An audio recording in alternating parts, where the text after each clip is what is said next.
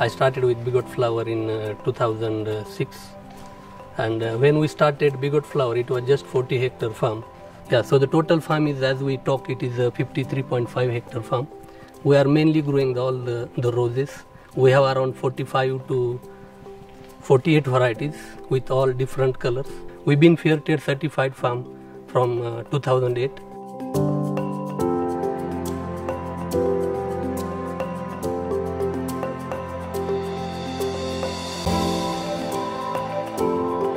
Our market is mainly Europe, and about 50% of our roses go to France, which is where our mother company is, which is called Bigot France.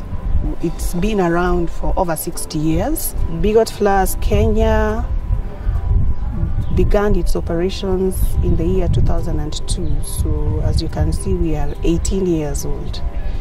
But as a company, the whole group of Bigot Flowers, the operations began decades ago, about 60 years. So we have a lot of expertise in growing flowers.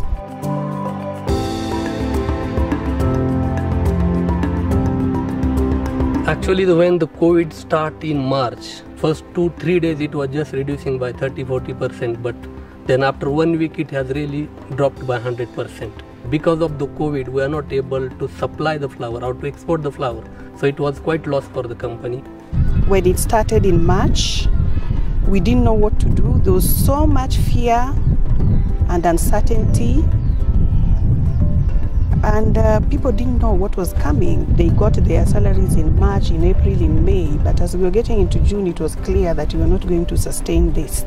And we had to make that very painful decision now to start sending people on unpaid leave to stay afloat. Essentially, that translated into half pay for the entire workforce, which was very, very, very, very, very tough.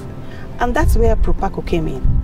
They funded us to provide food for our employees and also to provide PPE, protective clothing, masks, sanitizers, and even the thermal guns, to check temperatures as people are coming in, because again, we didn't want people to be exposed. So the buses we had were not even enough to carry all our 1,000 employees. So Proparco came in handy, granted us some money to even hire additional buses to ensure that we comply to the government directive on physical distancing. We can see that the cases are rising again in our market destinations, and we just don't know what will happen. But we are very lucky to have a partner who has always stood by us. That's Proparco. We are eternally grateful to them. I would say very much thank you to the Proparco. They have really helped us from start till today's date, and we have very good business relation with them, and it will go on.